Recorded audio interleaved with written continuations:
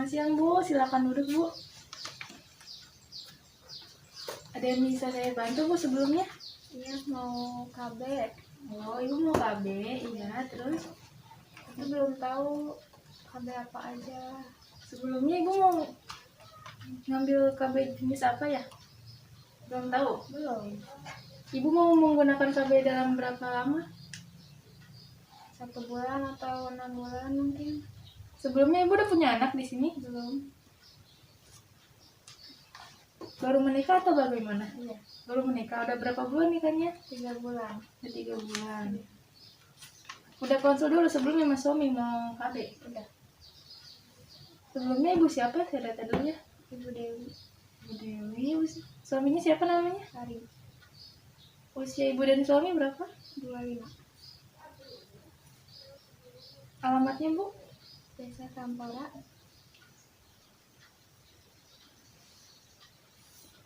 Nah, saya tensi dulu ya Bu. Bu ada riwayat penyakit lain Bu? Enggak ada.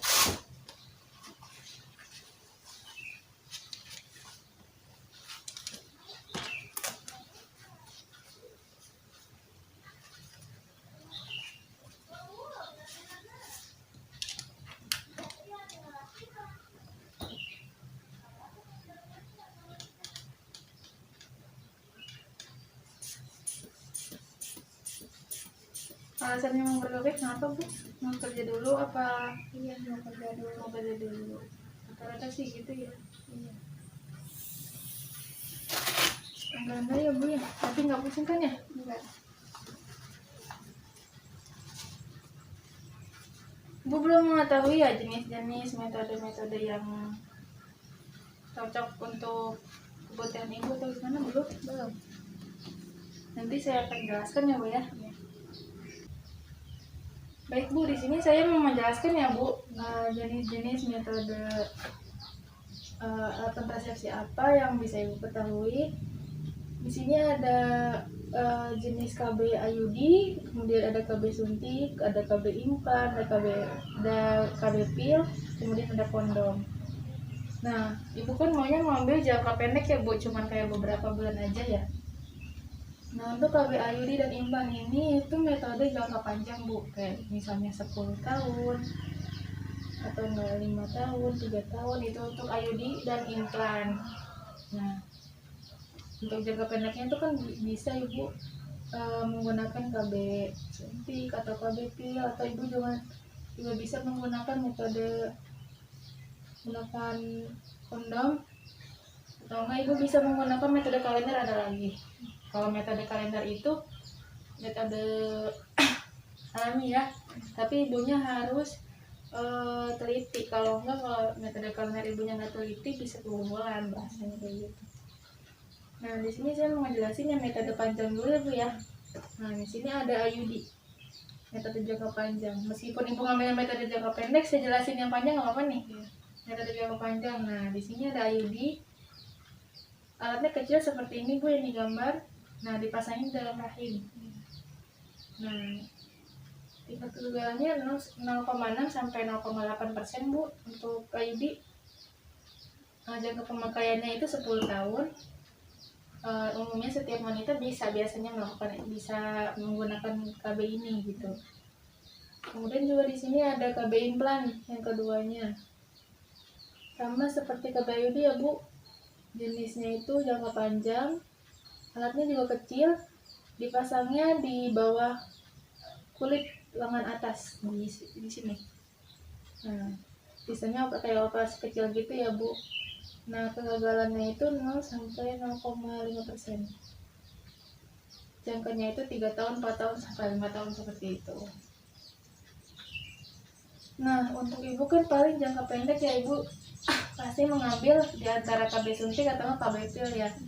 Nah, dan bisa juga Ibu menggunakan kondom kalau Ibu tidak mengkonsumsi obat-obatan seperti itu. Kalau kondom kan semacam alat gitu kan, mungkin kalau nggak Ibu ya sama Ibu yang memakainya gitu. Cuman juga kondom juga nggak menjamin juga sih Bu. Kalau kondom kitanya juga harus lebih teliti lagi dalam penggunaannya gitu. Tapi kalau Ibu mau yang lebih aman gitu, dalam jangka berapa ibu, 3 bulan sampai 6 bulan ya ibu pengennya. Nah ibu bisa mau KB suntik atau mau KB pil. Tapi saran saya kalau untuk ibu kan belum punya anak ya, nah bisa menggunakan KB pil gitu ya. Untuk KB suntik ini ada 2 jenis juga bu. Yang pertama itu dalam jangka 1 bulan, sama ada juga yang jangkanya 3 bulan. Jadi setiap yang 1 bulan itu setiap 1 bulan sekalinya ibu datang ke bidan untuk melakukan KB suntik ini. Nanti akan disuntikan semacam obat untuk KB suntik ini jenis hormon gitu bu. Terus juga ada untuk yang jangka 3 bulan sama seperti proses pemberiannya seperti yang 1 bulan itu, cuman beda di jangkanya aja seperti itu. Aman juga pokoknya untuk perempuan, hampir semuanya memakai juga KB suntik. Tapi rata-rata ada juga yang baru nikah yang menggunakan KB suntik. Tapi karena saran saya untuk ibu menggunakan KB pil aja. Nah seperti itu. Nah untuk KB pil ini harus diminumnya setiap hari ya bu. Nah kalau misalnya ada gimana nih kalau ada yang terlewat gitu kan ya, pasti pertanyaannya gitu. Kalau lupa atau gimana, kalau lupa sehari 1 kali ibu lupa, misalnya hari Senin ibu lupa minum nih, nah hari Selasanya ibu minum lagi gitu, minumnya kapsul hari Senin gitu. Gitu. Jadi kalau ibu lupa misalnya sehari, nah besoknya ibu minum 2 kali gitu. Saya saranin kalau mau pakai KB pil ini, ibu simpannya di tempat yang mudah terjangkau aja, biar ibu nggak lupa sih kayak gitu. Nah efektif juga ya bu digunakannya. Paling efek sampingnya kayak misalnya kayak baru-baru pemakaian tuh kayak sedikit mual gitu, menstruasinya. Tapi untuk biasanya untuk menggunakan KB pil ini menstruasinya lancar sih bu. Kalau untuk berat badan ya kan pasti banyak yang bilang berat badan nanti naik apa enggak gitu kan, tergantung dari diri kitanya, ada yang naik turun gitu. Nah terus di sini kelebihan dan kekurangan alat kontrasepsi itu sendiri ya bu. Nah untuk tadi kan ada yang kondom ya bu ya. Untuk tadi kondom tuh ada 2 jenis ya bu, ada yang untuk laki-laki dan perempuan. Tapi untuk yang perempuan itu jangan digunakan sekarang-sekarang. Selebihnya itu laki-laki. Sebelumnya ibu ada pertanyaan nggak ke sini? Belum saya jelasin ya. Saya lanjutin ya. Nah kelebihan dari kondom ini emang harganya relatif murah, terjangkau juga, bisa didapat kayak di minimarket kayak gitu. Nah kekurangannya ini bu, jika kualitas bahan dari kondom ini tidak baik, maka rentan bocor, rentan juga kadang ada yang nggak cocok buat kulit juga gitu. Nah terus juga ada di sini KB pil, kelebihan dan kekurangannya ya bu. Kelebihannya itu cukup efektif dan angka kegagalannya hanya sekitar 8% tadi itu bu. Nah kalau misalnya kita lupa sehari tadi itu kan bisa diminum besoknya 2 kali gitu. Kekurangannya itu nggak bisa ngelindungin wanita itu dari penyakit menular seksual gitu bu. Kalau misalnya pasangan ibu, tapi nggak ada kan ya punya penyakit kayak misalnya HIV, AIDS gitu, nggak ada ya. Nah terus di sini yang IUD sama implan. Nah kurang lebih kelebihannya itu efektif juga, kegagalannya itu sangat rendah. Kekurangannya itu ini tuh dapat lepas dan biayanya juga cukup mahal gitu ya bu ya. Sama seperti implan juga, kan juga implan ada yang lepas dari itu. Seperti itu. Jadi seperti itu bu. Apakah ada yang mau ditanyakan lagi bu? Enggak ada.